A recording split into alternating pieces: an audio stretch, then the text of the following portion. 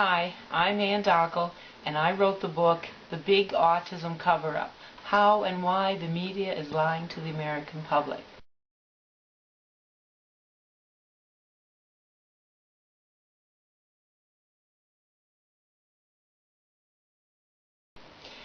This is a book I never thought I would have to write. I've been monitoring news stories on autism over the last 10 years.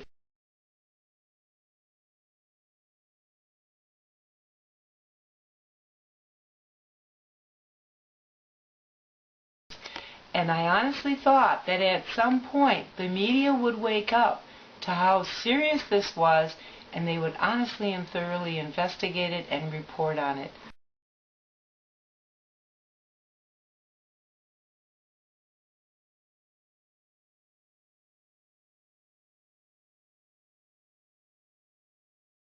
And sadly, that has not happened. And that conflict of interest prevents them from, we believe, ever finding any possible adverse reactions, especially related to autism when it comes to vaccines. Controversy in Washington over a suspected link between autism and vaccines. A lot of it has to do, again, most of it has to do with mental health. You have these people that are somewhere, I believe, probably on the autism scale. I don't know if that's the case here, but it happens more often than not. I know that your Environmental Center for Pediatric Oncology has really looked at a lot of health issues, Deidre, that could possibly come from environmental effects. That includes a particular interest in these possible vaccines that could cause autism. After a decision that the vaccine for measles, mumps, etc. aggravated an unknown mitochondrial disorder that Hannah had, which did not cause her autism, the court found, but resulted in it. A federal court has awarded $1.5 million to the family of a little girl who developed autism-like symptoms after receiving 5 vaccinations in one day.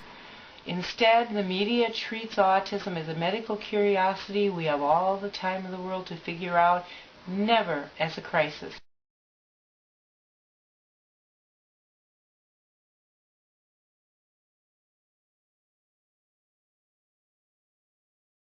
They allow health officials to control what the public is told about autism.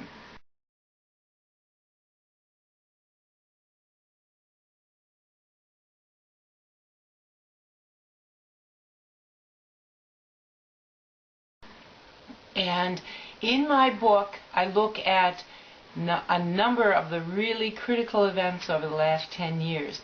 Things that should have made autism a national healthcare emergency.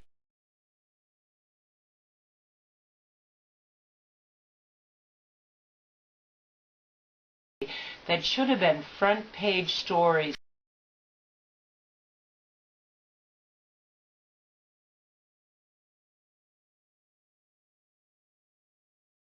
And Congress should have been meeting over these issues.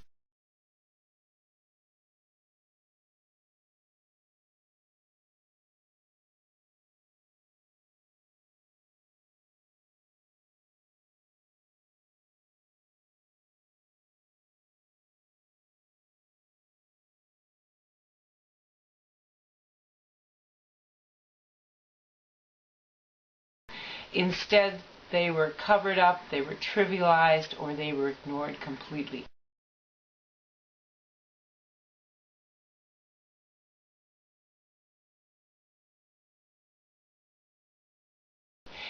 And in the book, I'm focusing on a number of things. And the 83 cases of vaccine-induced autism that have been conceded by the federal government over the last 20 years is the beginning chapter.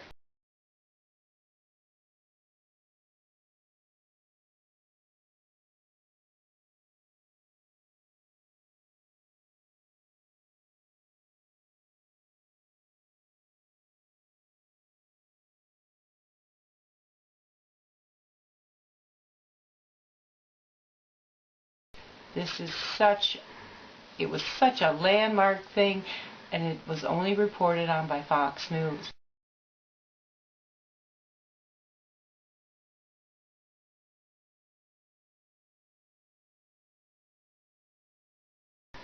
I cover Andrew Wakefield, the British gastroenterologist whose work ended up being demonized, and he became the villain in the autism controversy.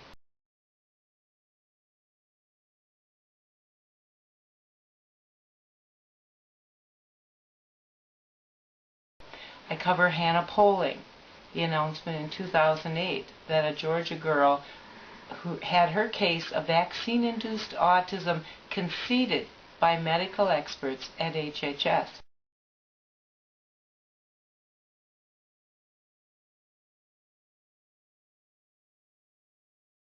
I cover the wonderful work of CBS reporter Cheryl Atkinson. I cover Deadly Immunity by Robert Kennedy Jr. and Evidence of Harm by David Kirby, and how these were both received by the media.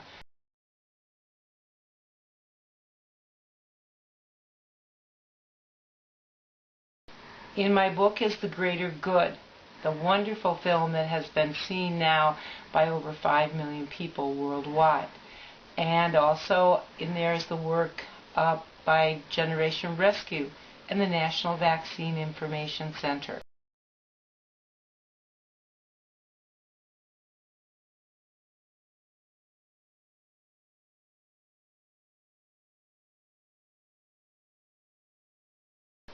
All of these things should have turned autism into a health care crisis, and they didn't.